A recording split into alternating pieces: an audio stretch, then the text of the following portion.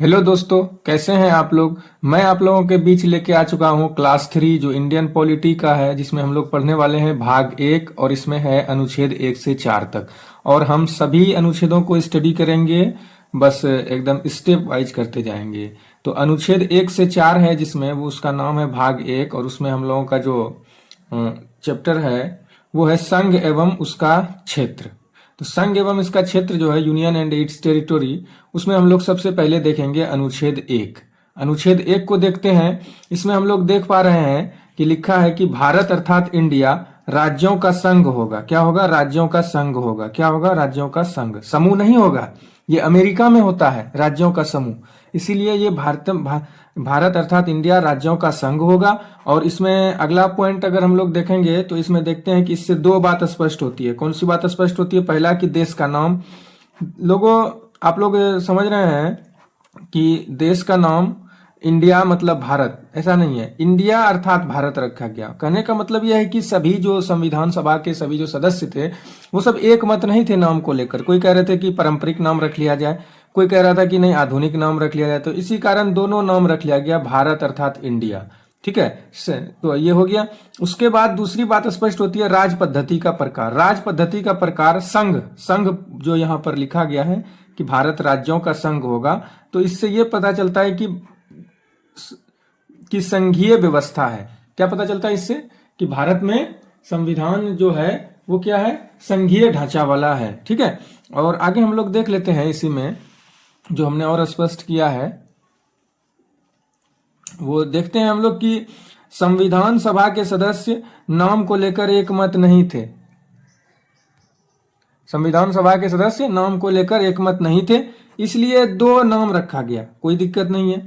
उसके बाद हम लोग आगे बढ़ते हैं तो इसमें है कि देश को संघ बताया गया है, जो हमने पहले यहां पर आपको बताया है। देश को क्या बताया गया है? संघ बताया गया है। तो संघ जो बताया गया है तो इसमें क्या कहा गया कि जो संविधान को संघीय, ठीक है, संघीय ढांचा को स्पष्ट करता है। जो क्या करता है? संविधान के संघीय ढांचा को स्पष्ट करता है, संघीय ढांचा को स्पष्ट करता है। उसके बाद हम लोग चलते हैं कि इसमें कुछ विचार हैं।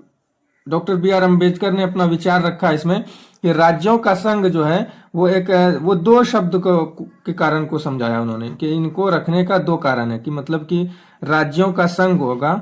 ठीक है, भारत अर्थात इंडिया राज्यों का संघ होगा, जो बात पहले हुई थी। उन शब्द का दो कारण समझाया गया, क्यों ये रखा गया। ठीक है, उन्होंने स्पष्ट किया इसको।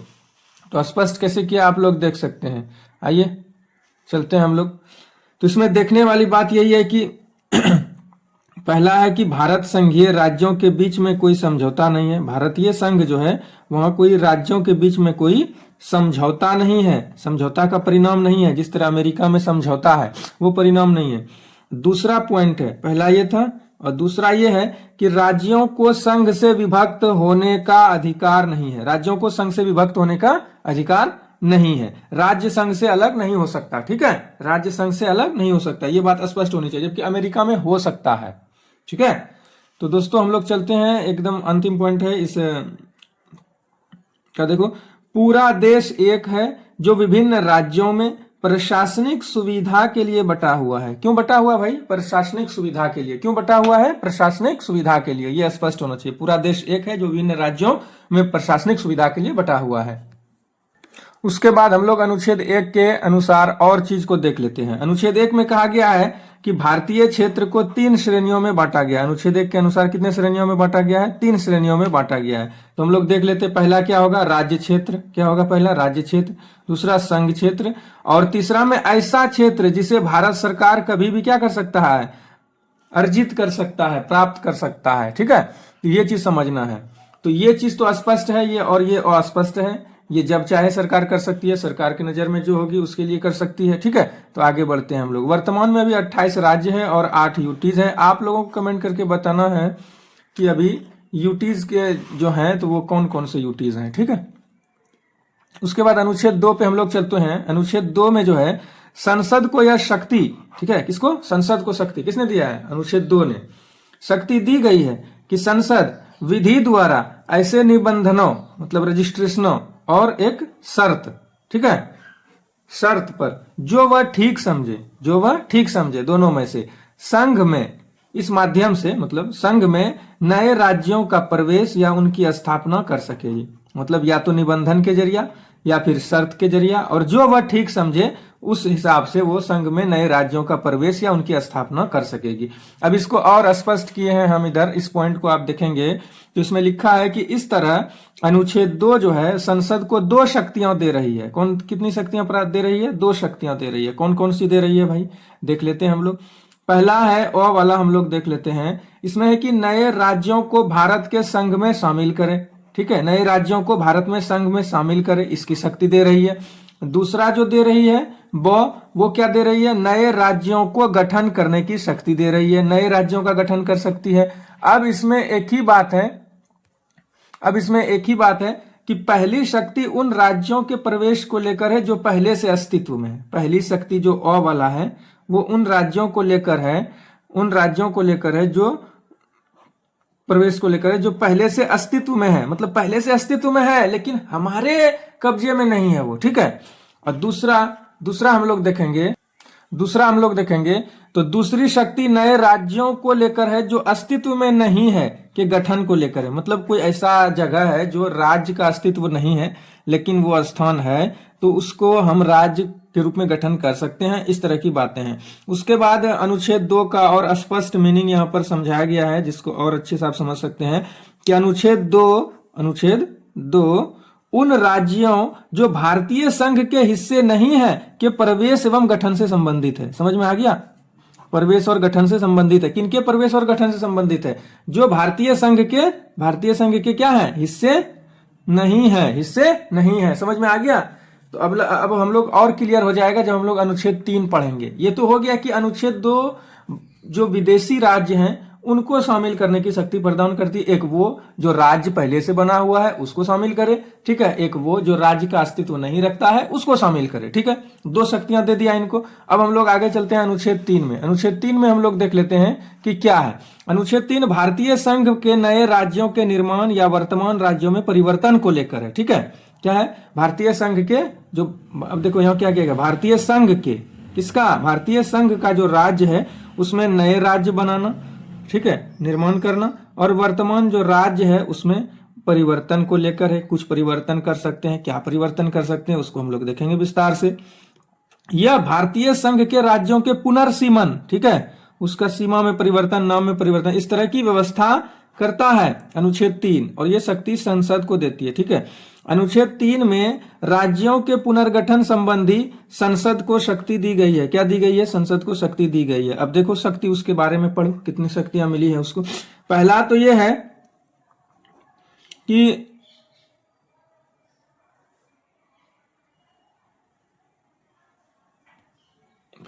है कि किसी राज्य में से उसका राज्य क्षेत्र अलग करके अथवा 2 या अधिक राज्यों को या राज्यों के भागों को मिलाकर अथवा किसी राज्य क्षेत्र को किसी राज्य के भाग के साथ मिलाकर नए राज्य का निर्माण कर सकेगी। इतना लंबा कथन है दोस्तों, समझ में आपको आया होगा, लेकिन थोड़ी कठिनाई हुई होगी। चलिए हम आपको इसको तोड़ तोड़ के बताते हैं। इसमें पहले कहा गया है कि किसी राज्य में उसका राज्य क्षेत्र, मतलब अगर किसी राज्य है, जैसे बिहार राज्य है, तो उसमें उसका जो राज्य क्षेत्र है उसको अलग करके, ठीक है, अथवा 2 या अधिक राज्यों के राज्य क्षेत्र को, मतलब कि 2, बिहार और यूपी है तो कुछ बिहार का क्षेत्र लेकर के, कुछ यूपी का क्षेत्र लेकर के, ठीक है, और दोनों को मिला करके, दोनों राज्यों के भागों को मिलाकर, अथवा किसी राज्य क्षेत्र को, ठीक है, अथवा किसी, मान लो बिहार राज्य क्षेत्र को किसी राज्य के भाग के साथ मिलाकर, यूपी राज्य का थोड़ा सा हिस्सा लेके बिहार पूरा लेकर के मिलाकर, राज्य के भाग के साथ मिलाकर नए राज्य का निर्माण कर सके। बिहार का हटा के कुछ सदाबहार रख दे, उपहार रख दे, तो इस तरह का काम कर सकती है सरकार, ठीक है। ये है संविधान, संसद को यह शक्ति प्राप्त है। समझ में आ गया कि किसी भी राज्य का बाउंड्री जो है उसको हटा के फिर दूसरे राज्य के साथ जोड़ सकता है, दूसरे राज्य का बाउंड्री तीसरे राज्य के साथ जोड़ सकता है। ये संसद को शक्ति प्राप्त है। आप लोग समझ गए स्पष्टली। अब हम लोग आगे बढ़ रहे हैं ब नंबर पे। ब नंबर को हम लोग देख पा रहे हैं कि ब नंबर में क्या दिया हुआ है। ब नंबर में क्या दिया हुआ है, यहां से देख पा रहे हैं कि किसी राज्य के क्षेत्र को बढ़ा सकेगी। संसद क्या कर सकेगी? किसी राज्य के क्षेत्र को बढ़ा सकेगी, किसी राज्य के क्षेत्र को घटा सकेगी, ठीक है, बढ़ा सकेगी, घटा सकेगी, ठीक है, किसी राज्य के सीमाओं में परिवर्तन कर सकेगी, ठीक है, परिवर्तन कर सकेगी, बदलाव कर सकेगी, किसी राज्य के नाम में परिवर्तन कर सकेगी। समझ रहे हैं आप लोग, नाम में परिवर्तन कर सकती है संसद। आगे हम लोग देखेंगे संसद अपने अनुसार भारत के राजनीतिक मानचित्र का पुनर्निर्धारण कर सकती है। इसमें कोई दिक्कत नहीं है, भारत के राजनीतिक मानचित्र संसद अपने अनुसार कर सकती है, लेकिन कहाँ क्षेत्र, इसमें दो चीज स्पष्ट किया गया है। देखा जाए तो क्षेत्रीय एकता और राज्य के अस्तित्व को गारंटी नहीं दी गई है। कहने का मतलब है कि बिहार का मैप जो अभी है, बिहार का मैप चेंज हो सकता है, ऐसा नहीं कि बिहार जिस तरह है वैसा ही रहेगा। ये संसद को शक्ति प्राप्त है। वही कहा गया कि राज्य के अस्तित्व को गारंटी नहीं दी गई है कि राज्य का जो आकार है वैसा ही रहेगा। और क्षेत्रीय एकता, ऐसा नहीं कि बिहार झारखंड के बगल में था जहां कुछ जिले सट रहे थे बिहार से, तो इसका मतलब ये नहीं कि सभी जिले को झारखंड ही बना दिया जाए या सभी जिले बिहार में ही छोड़ दिया जाए। तो क्षेत्रीय एकता की भी गारंटी ये नहीं देता है, ठीक है, स्पष्ट है ये चीज। इसलिए सही कहा गया है कि भारत विभक्त राज्यों का अविभाज्य संघ है, अविभाज्य, ठीक है। उसके बाद हम लोग आगे बढ़ते हैं कि संघ सरकार राज्य को समाप्त कर सकती है जबकि राज्य सरकार संघ को समाप्त नहीं कर सकती। इसका मतलब है कि पहले जो हम लोगों ने पढ़ा कि ये प्रशासनिक सुविधा के लिए राज्यों का बंटवारा किया गया है, मेन रूप से जो मुख्य रूप से है वो संघ ही है, ठीक है। चलिए, तो दोस्तों अंतिम अनुच्छेद है अनुच्छेद 4, इसको देख लेते हैं, तब संघ और इसका राज्य क्षेत्र वाला सभी अनुच्छेद खत्म हो जाएगा। देख लेते हैं। मैं स्वयं, अनुच्छेद 4 कहता है कि मैं स्वयं यह घोषित किया, मैंने स्वयं यह घोषित किया गया कि नए राज्यों का प्रवेश या गठन, अनुच्छेद 2, मतलब ये बात जो है नए राज्यों का प्रवेश या गठन, ये अनुच्छेद 2 में है। और नए राज्यों का निर्माण, सीमाओं, क्षेत्रों या नामों में परिवर्तन को ये अनुच्छेद 3 में है। तो परिवर्तन को संविधान के अनुच्छेद 368 के तहत संशोधन नहीं माना जाएगा, अर्थात यह सामान्य बहुमत और साधारण विधायी प्रक्रिया के जरिए पारित किया जा सकता है। कहने का मतलब यह है कि जब किसी विदेशी राज्य को मिलाएंगे या जब किसी विदेशी क्षेत्र को मिलाएंगे या फिर नए जो भारत के संघ के पहले से राज्य हैं उस राज्यों के सीमाओं में, क्षेत्रों में, नामों में परिवर्तन करेंगे, तो ये सब संविधान के अनुच्छेद 368 के तहत संशोधन नहीं माना जाएगा, ठीक है। इसका मतलब यही हुआ कि इसमें आप जो भी करेंगे ये सामान्य बहुमत और साधारण विधायी प्रक्रिया के जरिए पास कर दिया जाएगा, ठीक है। अब इसमें कुछ भी समझने की बात नहीं है, बस यही है कि ये अनुच्छेद 3 और अनुच्छेद 2 368 के अधीन नहीं आते हैं, ये बात याद रखना है। सबसे मूल रूप से बात यही है कि अनुच्छेद 4 में ये कहा गया है कि अनुच्छेद 2 और अनुच्छेद 368 के तहत संशोधन नहीं माना जाएगा, यही बात कहा गया है अनुच्छेद 4 में, ठीक है, कोई दिक्कत नहीं है। सॉरी, अब आगे हम लोगों का क्लास चलता, अभी 5 मिनट और चलता इस चीज का कि प्रश्न उत्तरी हो जाए, लेकिन मैं समझता हूं कि प्रश्न उत्तरी के लिए मैं एक स्पेशल क्लास लेके आऊंगा, प्रश्न उत्तरी जिसमें करेंगे हम लोग, ठीक है। वो भी बहुत जल्द आ जाएगा। मैं सोचता हूं कि 2-3 चैप्टर पढ़ाने के बाद जो सारा क्वेश्चन होगा उसको एक दिन करा दिया जाए और फिर जो है कि मतलब कि फिर क्लास चलेगा, ठीक है। तो अभी हमारा ये प्रस्तावना कंप्लीट हुआ है पिछले 2 क्लासों में, और तीसरा क्लास संघ और इसका राज्य क्षेत्र कंप्लीट हो गया। और इसके बाद देखते हैं आगे पढ़ के, उसके बाद फिर नागरिकता पढ़ेंगे हम लोग, और फिर 2-3 हो जाएंगे तो उसके बाद मैं कम से कम 50-100 क्वेश्चन लेके आ जाऊंगा ऑब्जेक्टिव, और उसको करा दूंगा जो एकदम कि आपके एग्जाम को एकदम रिलेटेड होगा वही लेके आऊंगा, ठीक है। थैंक यू दोस्तों, धन्यवाद, जय हिंद।